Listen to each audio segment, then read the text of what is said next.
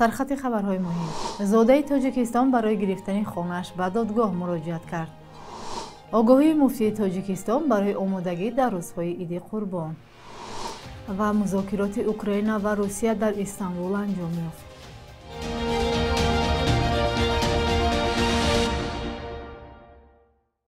рӯзатон бахайр бошад бинандаҳои гиромӣ. шумо барномаи навиди бомдодиро тамошо доред ки аз душанбе тақдиматон мегардад.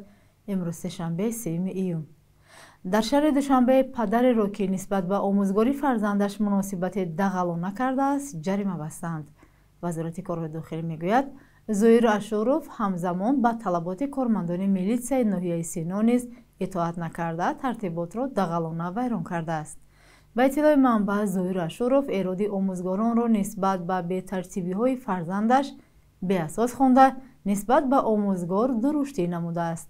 фарзанди ин мард дар яке аз мактабҳои шаҳри душанбе таҳсил мекардааст, аммо дар гузориш дақиқ гуфта нашудааст ки кадом мактаб ва ин мактабхон мушаххасан чӣ дуруштие кардааст. мақомот мегӯянд ин мард барои кораш ҷаримабандӣ ва қатъиян огоҳӣ дода шуд. Сайид Мукаррам Абдулқодирзода раиси шӯрои уламои Тоҷикистон аз имом-хатибон хост ки дар рӯзҳои иди қурбон дар масҷидҳои кишвар навбатдориҳои шабонарӯзӣ ташкил кунанд. ӯ ки дар ҷаласаи шӯро вобаста ба таъйини рӯзи иди қурбон сухан мекард, гуфт ин навбатдорон бояд ҳушёр бошанд ва доим гашту гузор кунанд ва агар ба касе шаку шубҳа конанд онҳоро бисанҷанд.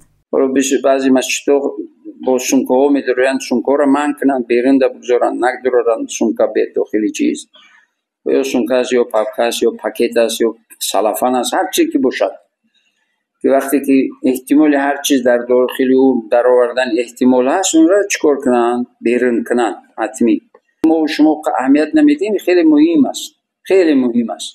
муфтии тоҷикистон аз ин бештар шарҳ надодааст. рӯзи 11 сентябри соли гузашта ҷавоне дар масҷиди марказӣ ба Сайид Мукаррам Абдулқодирзода бо корд ҳамла ва пешонии ӯро захмӣ кард. вазорати корҳои дохилии тоҷикистон он замон ҳодисаро авбошӣ номид, вале баъдан худи муфтӣ онро кори дасти гурӯҳҳои ифротӣ хонд. Тамина Самадова, як зодаи Тоҷикистон ки баъд аз соҳиби хона шуданаш дар Русия сабаби баҳсу даъвоҳо шуда баъдан худи ӯро барои халловӣ боздошт карданд, барои гирифтани манзилаш ба додгоҳ шикоят бурдааст. додгоҳи шаҳри Митиши вилояти Москав дар сомонаи худ хабар дод ки мурофиаи аввал рӯзи 29 май баргузор шуда, рӯзи 30 май додгоҳ даъвои Тамина Самадоваро шунид. таҳқиқи даъво идома дорад. рӯзи 13 январ ба Тамина Самадова зодаи Тоҷикистон ва шаҳрванди Русия 24 миллион рубл маблағи хариди хона доданд. ӯ модари 8 фарзанд аст. дертар мақомоти Русия зери фишори ҷомеа ва миллатгароҳо манзилро аз Тамина Самадова ва ҳамсараш Рамазон Раҳимов гирифта, онҳоро ба тақаллуб муттаҳам карданд. дар пайванд ба ин ҳодиса муовини раиси шаҳри Митиши низ дастгир шуд. бо сабаби ҳомила будани ӯ Таҳминаро то поёни баррасии парванда озод карда буданд. Таҳмина Самадова 14 сол боз шаҳрвандии Русияро дорад. бо қабули қонун дар бораи ҷазо барои дуздии барқ дар моҳҳои охир чандин нафаронро бо ин ҷурм боздошта ҷарима ҳам карданд. бархе аз сокинон ин ҷазоро сангин дониста пешниҳод мекунанд ки хомӯш кардани барқ метавонист ин мушкилро ҳал кунад. ҳамкори мо дар шаҳри Бухтар аз сокинон пурсид ки оё ҷазои сахттар роҳи ҳал мешавад. فریب جای داره بچه من هم راحت که با فریب تو جواب میگم هیچ یک چیزی بگی نگوی اما دیگه چی میکنی نه ما دست رو زاکی که خرک کمکشه دیگه چی میگوی چی میگوی من نمیدونم آخی آخه که هم تری میگوی همیگه بگنم من نمیدونم آخه تری رو ندیدم چون آخه من اولم سبکه کم خور میکنم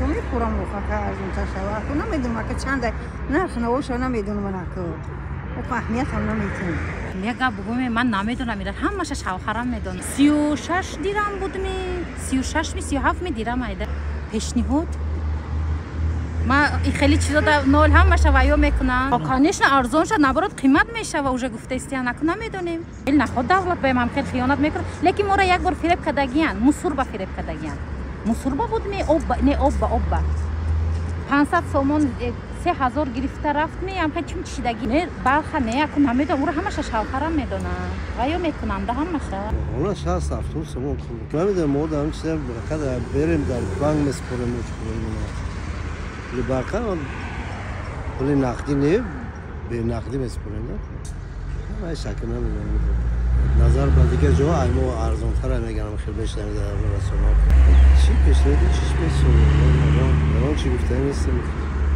арзон кунам арзон мешавад 70 сом 80 сом газам ҳам хеле хуб меравад як баллони газам қариб 60 мешавад як баллони газ агар истифода барем ҳамон бо чиз қойбар бо камтар мешавад назар ба чизи газа як ман намедонам нав омадам ай борсед то сурат нагиран гуфтам наёи так я модам 120 сом споридам так имкони пардохт это можем это да ну хай работаем озинами счётчикой на омодагӣ по-моему нету фреб намекунам ава мумкин вот меомадан чизоку контролёр меомадан менависондам намедонистем рост мекан дурӯғ менависонам чиз но оли пага мерам нука сурат бигирам счётчик маку чӣ меган намефаҳмам ба худома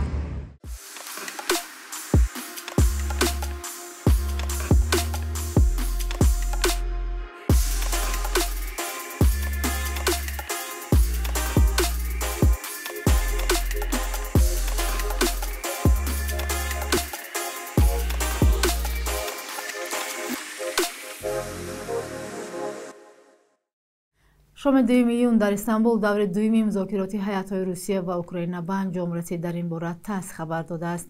дар ҳоле ки феълан натиҷаҳои пурраи гуфтугӯҳои ҳайатҳо маълум нест, президенти Украина Владимир Зеленский гуфт намояндагони Киев ба мақомоти Москав феҳристи кӯдакони украиниро доданд, ки бояд ба ватан баргардонда шаванд. дар ин бора Андрей Ермак, раиси ситоди президенти Украина ҳам дар суҳбат бо Reuters хабар додааст. ӯ гуфтааст садҳо кӯдакони украинӣ зӯран ба Русия бурда шуданд ва ҳоло бояд баргардонда шаванд. Москав гуфтааст ба хотири ҳимояти онҳо аз оташи ҷанг кӯдаконро ба хоки Русия интиқол доданд. Зеленский, ки рӯзи 2 июн дар Вилнюс дар ҷаласае бо ҳамтоёни аврупоиаш мулоқот дошт, гуфт дар нишасти Истанбул инчунин мавзӯи табодули навбатии асирон баррасӣ шуд. дар тамоми беш аз 3 соли ҷанги Русия дар хоки Украина ин ду кишвар ҳеҷ гоҳ бо ҳам вориди музокироти мустақим нашудаанд. соли 2024 беш аз 407 000 нафар бо вазорати дифои Русия қарордод бастанд. Нашрияи важнаи история менависад, ки чунин оморро дар пайи таҳлили хароҷоти буҷаи федералии Русия дар соли гузашта ба даст оварданд. дар матлаби ин нашрия омадааст, ки 472 000 нафар соли 2024 барои хидмат дар артиш қарордод имзо карданд. Сабабаш ин ки менависад нашрия августи соли 2024 президенти Русия Владимир Путин пардохти маблағ барои хидмат дар артишро аз 195 000 рубл ба 400 000 рубл афзоиш дод. ҳисоб шудааст, ки дар 4 моҳаи охири соли 2024 рӯзона ба ҳисоби миёна 1700 нафар қарордод имзо карданд. ин 1,3 баробар камтар назар ба соли аз он пеш будааст. баҳори соли 2025 дубора омор поён омада рӯзе ба ҳисоби миёна 1000 нафар барои хидмат дар артиш изҳори омодагӣ кардааст.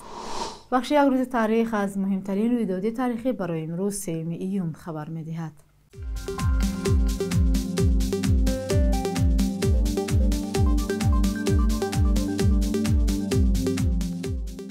سیوم ایونی سال 2010 حزب‌های سیاسی تاجیکستان در ولایت سوختس پولکی شدنی راه به سمت شمال تاجیکستان اظهار نارضایت کرده گفتند مطابق با سرقانون تاجیکستان راهی که الटरनेटिव ندارد نباید پولکی شود. شرکت IRS در ولایت سوخت آن زمان گفت برای این راه $25,000 آمریکایی مبلغ صرف کرده برای ساکنان عادی دهات اطراف راه امتیاز مقرر کرده است.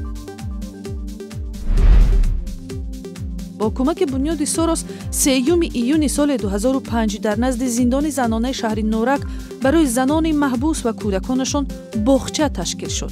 آن زمان در محبس زنانه 12 طفل تا 3 ساله همراه مادران محبوسشان به سر می‌بردند. در زندان زنانه شهر نورک در یک وقت تا 400 زن نگهداری می‌شد.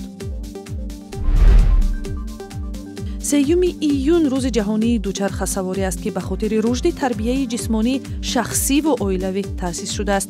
Дар бархе деҳоти Тоҷикистон талабаҳо барои расидан ба мактабҳои дурдасташон аз велосипед истифода мекунанд. субҳи имрӯз бонки миллии 1000 рубли русиро ба 125 сомонӣ, 100 евро 1132 ва 100 доллар 991 сомонӣ муқаррар кардааст.